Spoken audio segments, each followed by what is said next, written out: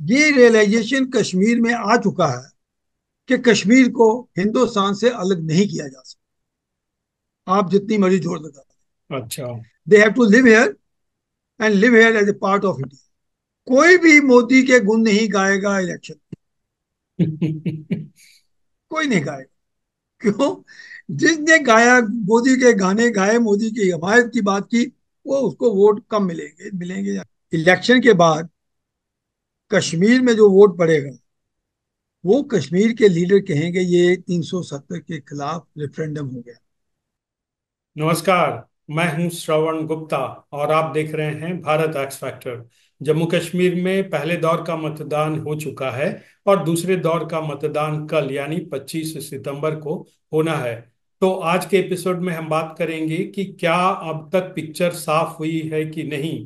Picture साफ हुई है या नहीं का मतलब है कि कौन सी पार्टी आगे है, कौन सी पीछे है, और अगर आने वाले दिनों में किसकी सरकार बनने की उम्मीद है।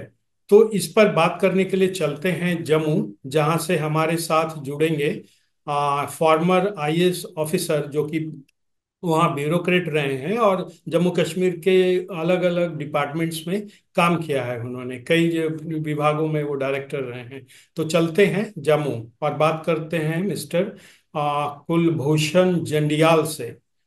जंडियाल साहब, आपका बहुत बहुत स्वागत है। तो सर, हम बात कर रहे थे कि अब क्या पिक्चर है वहाँ ओवरऑल। देखो, पहले दौर का पोलिंग हो चुकी है और कल जैसे 26 सीटों पे पोलिंग होगी, और दोनों ही प्रांतों में, कश्मीर में भी और जम्मू में भी इसका वोट पड़ेंगे। तकरीबन 26 सीटों पे मुकाबला है, जिसके लिए वोट कल डाले जाएंगे। जी। उसमें से 15 सीटें कश्मीर में हैं और 11 सीटें जम्मू खित्ते में पड़ती हैं। हम्म। अ, जैसे कि कश्मीर में 3 डिस्ट्रिक्ट्स हैं, गांदरबल है, बडगाम है और श्रीनगर। ये सेंट्रल कश्मीर है। हम्म। और ये अहम इसलिए भी है कि इनमें ही former chief minister Omar Abdullah साहब 2 सीटों पे अपना चुनाव लड़ रहे हैं। जी जी। और जम्मू में भी 3 डिस्ट्रिक्ट्स में है, रियासी है, और इधर पुंछ और राजौरी में है। तो ये बेल्ट में है। तो जम्मू में सीटें जो हैं, वो 11 सीटें हैं जो आएंगी। और जो कश्मीर की सीटें हैं, वो तो जैसे आपको पता है कि कश्मीर में तो एक ही समुदाय के लोग हैं, वोटर हैं ज़्यादातर। और हम्म जम्मू में जहाँ है कि वो मिक्स्ड है, हम्म। जो वोटर्स हैं वो उसकी डेमोग्राफी मिक्स्ड है। ये हिंदू भी हैं, मुस्लिम भी हैं, पहाड़ी हैं, गुज्जर्स हैं। तो ये यहाँ का जो जम्मू की सीटों का जो है वो है। तो आपने बेसिकली सवाल किया कि क्या स्थिति साफ हुई है या नहीं। जी जी। तो मुझे लगता नहीं, अभी स्थिति साफ होने वाली बात लगती नहीं है। लेकिन ये जरूर कहा जा सकता है कि उत्साह बहुत है, हम्म। खास तौर पे कश्मीर में बहुत अच्छा। है। कश्मीर में बहुत उत्साह है। और देखा, अगर देखने को मिलता है कि लेडीज को, जो महिलाएं हैं, उनमें बहुत उत्साह देखा जाता है, जो बड़ा हम्म। अनप्रेसिडेंटेड है। मेरा ख्याल है कि 1987 के बाद पहली बार है कि लोगों को एक बिना खौफ के वोट डाल रहे हैं। हम्म। कोई डर नहीं है। पहले तो डर होता था कि मिल्टन मार देंगे, अगर हमारी शक्ल दिखाई दी तो क्यों वोट डाला। वो लेकिन खत्म हो अब गया। तो जो फॉर्मर मिलिटेंट्स हैं वही मैदान में आ गए हैं, एक चूंकि अच्छी बात है, जुड़ा है ये अच्छी उसका। बात है। जी। मेरे हिसाब से अच्छी बात है, यही जमहूरियत है कि उन्होंने एक रास्ता जो अपनाया था वो उसने छोड़ दिया। जो इंजीनियर रशीद है, उसने अपने वो R&B डिपार्टमेंट में मुलाजिम था। उसने नौकरी छोड़ी और उसने असेंबली की इलेक्शन लड़ी और 2 दफा वो MLA रहा। एक्चुअली जो इंजीनियर रशीद है, वो वो सिंपथाइजर है। और वो ये कहते हैं ना, हवाला फंडिंग में फंस गया। उसके नाम पैसा आता था, वो पैसा बंटा बंट जाता था। उसने किसी कोई हथियार नहीं उठाया था। उसने एक बीफ पार्टी भी दी थी एक दफा। और ये जो जब बीफ का एक बड़े एक हवा चली थी, तो हम्म उन्होंने एमएलए हॉस्टल में, जब एमएलए था, तो उसने बीफ पार्टी वहां दी थी, बड़ा क्रिटिसाइज हुआ नहीं। था। उनकी थिंकिंग जो थी वो हम्म सेपरेटिस्टों के साथ थी, वो प्रो सेपरेटिस्ट माने जाते हैं। उसी तरह जमायत के जो लोग हैं, जो इस समय इंडिपेंडेंट खड़े हुए हैं, उन्होंने भी बंदूक नहीं उठाई, लेकिन उनकी आइडियोलॉजी जो थी, पहली बात वो दिल्ली के खिलाफ, दूसरी बात पाकिस्तान के हक में। हम्म उन्होंने भी कोई बंदूक नहीं उठाई। ये वो लोग हैं जो ओवरग्राउंड वर्कर कहे जाते हैं। तो खैर एनीवे दैट नॉमेनक्लेचर की बात जो है उसकी अलग से रहेगी। हम्म अब बात आ गई कि ये लोग, इंजीनियर रशीद पहले भी दो दफा मैंने कहा एमएलए रह चुका है। ठीक है। ये जो जो मुझे लगता है कि एक जो प्रेजेंट दौर में, वहां दो ही पार्टी, पहले एक ही पार्टी होती थी, अच्छा, मैं वो वो थी सवाल नेशनल आपसे ले लूं कॉन्फ्रेंस। जी, मैं सवाल वो ले लूं, फिर आप इसे उसमें ऐड कर सकते हैं कि जी। पिछली बार जो हमने बात की थी तो आपने कहा था कि भाई बीजेपी के कुछ चांसेस बनते हैं, क्योंकि इंजीनियर राशिद और जो जमात इस्लामी के कुछ लोग आएंगे जीत कर, ठीक है ना, उससे मिलकर के बीजेपी अपने अपनी कुछ संभावना देख सकती है। लेकिन बाद में फिर वहां से जैसी खबरें आई, पीडीपी ने फिर अब अनाउंस कर दिया कि अगर ऐसी कोई सूरत बनी, मतलब सीटें कम आई, तो इंजीनियर राशिद के साथ जा सकती हैं और बीजेपी का खेल खराब कर सकते हैं। जो उसकी एक उम्मीद थी, एक जो एक थ्योरी चल रही थी कि इंजीनियर राशिद से हाथ मिला लेगी बीजेपी, जमात इस्लामी से हाथ मिला लेगी, तो अब इसकी काट वहां से आ गई है कि ऐसा नहीं होने वाला है। इंजीनियर राशिद ने भी मना कर दिया है, वो खुद बीजेपी को क्रिटिसाइज कर रहा है, इवन अपनी पार्टी के लोग भी क्रिटिसाइज कर रहे हैं। तो ये अब क्या, आप कैसे आप इसे देखते हैं, अब आपका क्या जवाब है? देखिए, मैं हम बात कर रहे थे पहले कि ये लोग क्यों इलेक्शन के मोड में आ गए। जी। जो लोग हिंदुस्तान के खिलाफ थे आइडियोलॉजिकली, जमायत हम्म के जैसे लोग, वो were they were supporting militancy. They were hmm not militant, but they were supporting militancy, they were supporting rather militancy की भी जगह मैं कहूंगा वो सपोर्टिंग सेसेशनिज्म, वो उस दौर में। लेकिन अब ये जो मेरी धारणा है कि ये रियलाइजेशन कश्मीर में आ चुका है कि कश्मीर को हिंदुस्तान से अलग नहीं किया जा सकता, आप जितनी मर्जी जोर लगा। अच्छा। They have to live here and live here as a part of India. एक बात। दूसरी बात है कि एक जो पहले मैंने कहा कि पहले एक ही पार्टी होती थी कश्मीर, वो थी नेशनल कांग्रेस। उसकी पूरी हुकूमत थी, पूरा काडर था, पूरी तरह छाए हुए थे। जैसे किसी वक्त आप समझ लें पंजाब में अकाली दल एक था ना, एक व्यू था सरदारों का। वो पहली दफा उसको चैलेंज दिया मुफ्ती सईद ने, जब वाजपेयी साहब की जो हुकूमत में, उसके दौर में उन्होंने अपनी एक पार्टी खड़ी कर दी, पीपल्स पीडीपी, डेमोक्रेटिक पार्टी। ठीक है, हम्म पहली बात। उसके बाद अब खड़ा हो गया इंजीनियर रशीद, और उसके साथ हो गए जमायत के लोग। हम्म बीच में जो पीडीपी के लोग थे, वो कोई कांग्रेस के लोग नेशनल कांग्रेस बंट के आगे, उन्होंने एक अपनी पार्टी बना दी, जिसे कहते थे कि उनको मोदी जी की ब्लेसिंग है। ठीक है। उन्होंने भी जो यहाँ पर जो पंचायत में जो development council, district development council के इलेक्शन में अपनी पार्टी को भी कई कई जिले मिल गए थे, इनमें इलेक्शन जीत गए थे। हम्म हाँ, ये सारी पार्टियां जो हैं एक दूसरे के खिलाफ हो गई। आपका एक और भी है जो लोन साहब की पार्टी, वो रह गई, वो भी है। ठीक है। सजाद लोन की पार्टी, वो उसका भी हंडवाड़ा, और उसमें उसका काफी इन्फ्लुएंस था लोन साहब। अगर आप देखें आउटवर्डली, कोई भी मोदी के गुण नहीं गाएगा इलेक्शन, हम्म कोई नहीं गाएगा। क्यों? जिसने गाया, मोदी के गाने गाए, मोदी की हमायत की बात की, वो उसको वोट कम मिलेंगे, मिलेंगे या नहीं मिलेंगे, ये मेरा मानना है। तो इसलिए हर एक आदमी जो आपने इंजीनियर रशीद की बात की और महबूबा मुफ्ती की बात, कश्मीर में कांग्रेस और नेशनल कॉन्फ्रेंस का अलायंस हो चुका है, प्री पोल, ठीक, वो तो एक ग्रुप आ गया। उन्होंने महबूबा मुफ्ती की पीडीपी पार्टी छोड़ दी। हम्म महबूबा का उसको गुस्सा उस पर भी है, लेकिन महबूबा जो ब्रॉडर अलायंस है, इंडिया अलायंस, उसकी मेंबर है। हम्म अगर जरूरत पड़ी, महबूबा पहले उस अलायंस में चली जाएगी एनसी और कांग्रेस के साथ गवर्नमेंट बनाने के लिए। हम्म इंजीनियर रशीद की बात कर रहे थे, उससे पहले महबूबा चली जाएगी। हम्म ओके, वो एक हम्म, ब्रॉडर अलायंस में है, ठीक नेशनल बात, लेवल। ठीक बात है। ठीक है। अब आ गया इंजीनियर रशीद की जो, उसकी जो मुखालफत है, उसका ज्यादा नेशनल कॉन्फ्रेंस और कांग्रेस के साथ। उसने तो उमर अब्दुल्ला को हराया, वो उमर अब्दुल्ला के साथ कैसे मिल जाएगा? हम्म ठीक है ना। जिस बंदे ने, जिस पॉलिटिशियन ने हराया हो, उसी के साथ क्यों बैठे?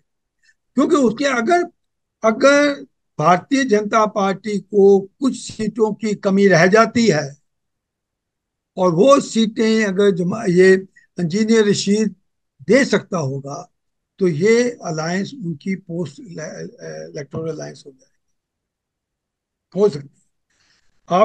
आप इसको रूल आउट मत करिए। आप पीडीपी और ये अपने जो है का इंजीनियर रशीद के नंबर इतने आने वाले नहीं हैं कि वो अकेले गवर्नमेंट बने। तो फिर ओपन हो जाती है कि वो उनको जम्मू में देखना पड़ेगा, और जम्मू को बीजेपी होगी, उसको देखना पड़ेगा कश्मीर में हम किसके साथ मिलके वो हुकूमत बना सकते हैं। इसमें एक पार्टी आजाद साहब की भी है, जिनके कुछ लोग उनकी टिकट पे खड़े हैं और कुछ लोग इंडिपेंडेंट खड़े हैं। हम्म। ठीक है ना। तो ये काफी अभी अनसर्टेनिटी, कंफ्यूजन है।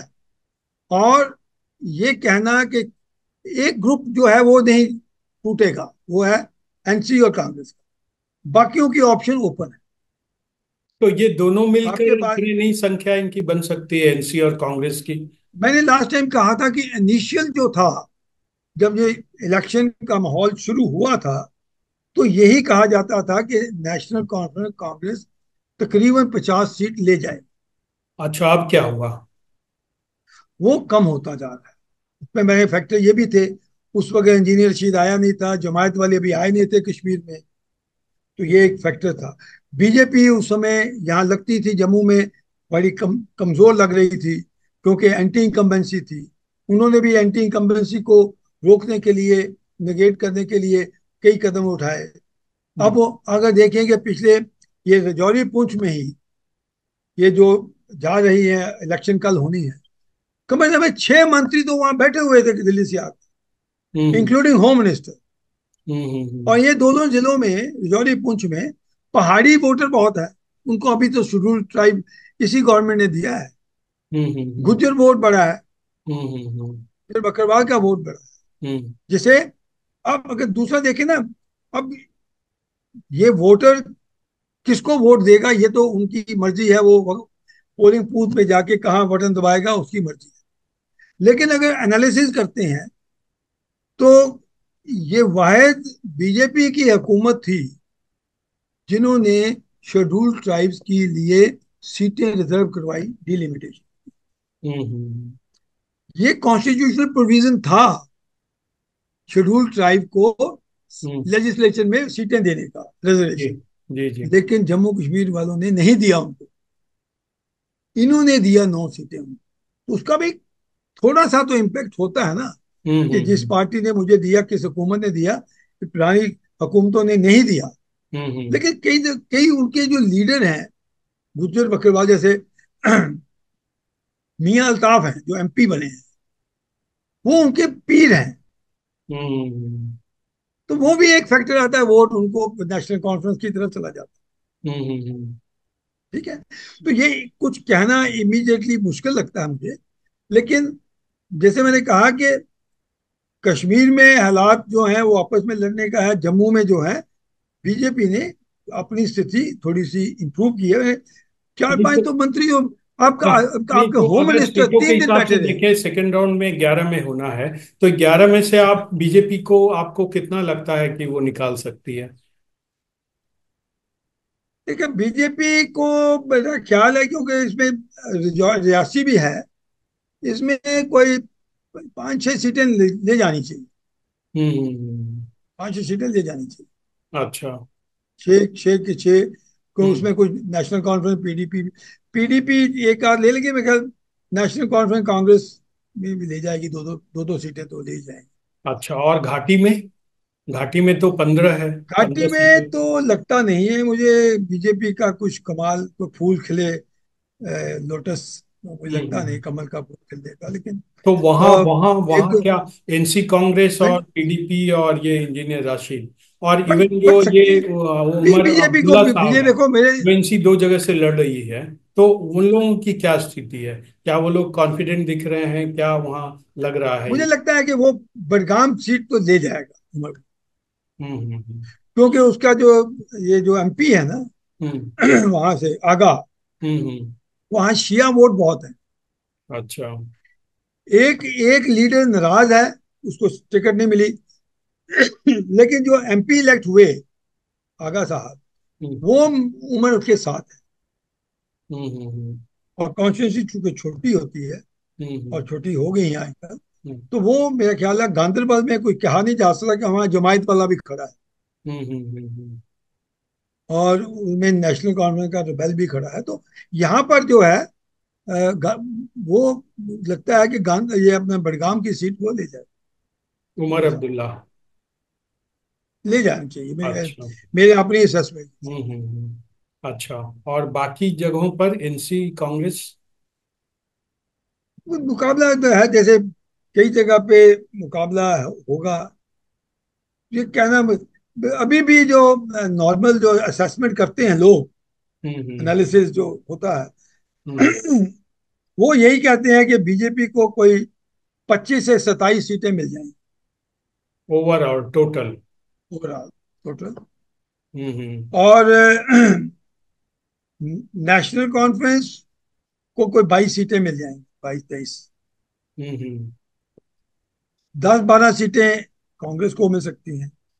हम्म। कुछ 7-8-9 सीटें इंजीनियर रशीद और जमायत वाले भी ले जा सकते हैं, तो 10 तक दोनों मिला के। तो ये अभी एक आध सीट, जैसे लोन साहब है, सजाद लोन भी एक आध सीट निकाल सकता है एरिया में। ठीक है, कोई सीट रिबेल भी आ सकते हैं कहीं से, इंडिपेंडेंट भी है, कोई आ सकता है वहां से रिबेल भी पार्टी के। तो ये अभी स्थिति अभी साफ है नहीं, और मेरा ख्याल है कि ये ऐसे ही रहेगी। अच्छा।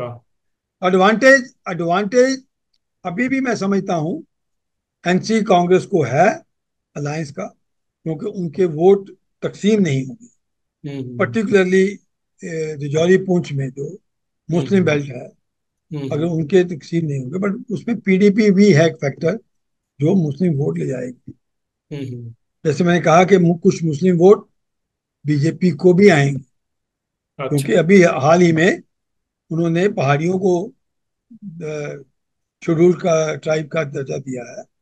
और आपको कईयों को तो उन्होंने ओबीसी डिक्लेयर किया है, कई हम्म। कम्युनिटीज को। तो सो वो इमीडिएटली उसका थोड़ा सा असर हो सकता जम्मू में? है।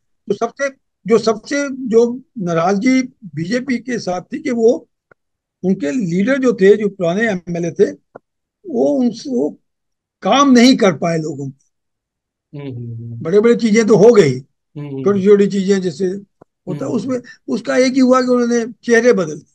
तो ये, इसका मतलब ये हुआ कि एनसी कांग्रेस और पीडीपी आगे चल करके सरकार बना सकती है?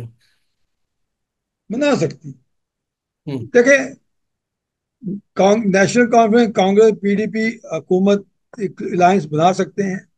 इधर बीजेपी, इंजीनियर रशीद, जमायत के कुछ लोग, आजाद साहब के कुछ लोग, और अपनी पार्टी के लोग, और इवन सजाद लोन का जो है, 370 के अलावा और कौन से ऐसे मुद्दे हैं जिसकी वजह से वोट जो है इसको या उसको जाएंगे? स्टेटहुड है। स्टेटहुड जो है वो भी एक मुद्दा है। कश्मीर में, जम्मू में भी है। अच्छा, स्टेटहुड स्टेट दिया रूट जाए। पर एक अभी कल राहुल गांधी ने कहा था कि भाई हम लाएंगे, सेंट्रल नहीं लाएगी, हम लाएंगे। तो ये तो संभव नहीं क्या नहीं, है उसने ये नहीं लीगली? कहा। ये उसने नहीं कहा। स्टेट राहुल असेंबली गांधी को के जी। राहुल गांधी के बयान में दो चीजें थी कि मैं जम्मू कश्मीर की आवाज पार्लियामेंट में उठाऊंगा। फैक्ट ये है कि पार्लियामेंट में जम्मू कश्मीर से कांग्रेस का कोई एमपी नहीं है। हम्म। वो दोनों हार गए थे बीजेपी से। हम्म। ठीक है। तो उन्होंने फिर कैसे दू- कहा कि मैं यहां से लाऊंगा? कहने को कौन रोक सकता है? वो तो अमेरिका में जाके कहते हैं कि सरदारों को पगड़ी पहनने की इजाजत नहीं दी जाएगी। का कहना क्या? लेकिन दूसरा जो उन्होंने कहा कि हम प्रेशर लाएंगे सेंट्रल गवर्नमेंट कि हम्म। आपको स्टेट। हम्म। दूसरी तरफ अमित शाह जब होम मिनिस्टर आके कहता है, प्राइम मिनिस्टर कहता है हम लाएंगे, हम दे सकते हैं आपको स्टेट। तो नेचुरली वोटर को सोचना है कि जो जो असली देने वाला है उसको, उसकी बात मानी जाए। जो कहता है मैं इनके ऊपर प्रेशर डालूंगा, इनका प्रेशर क्या काम करेगा? हम्म। इलेक्शन के बाद कश्मीर में जो वोट पड़ेगा, वो कश्मीर के लीडर कहेंगे ये 370 के खिलाफ रेफरेंडम हो गया। Hmm. People have not approve 370। पर मैं आपको काउंटर क्वेश्चन करूंगा, जो 370 आया था तो लोगों ने किस लोगों से पूछा था? शेख अब्दुल्ला गया पंडित नेहरू को कि हमें कोई दे दो। पंडित नेहरू ने कहा लॉ मिनिस्टर को, अंबेडकर को कहा कि आप प्रोड्यूस करो। उसका मैं क्यों करूंगा? ये तो पूरे फेडरल सिस्टम को खराब कर रहा है। मैंने मूव करूंगा।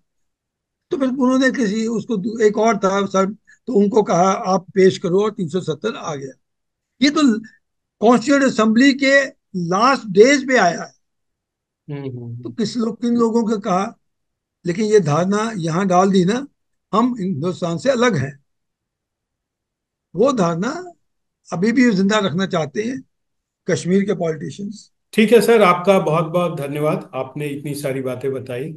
नमस्कार। जी नमस्कार।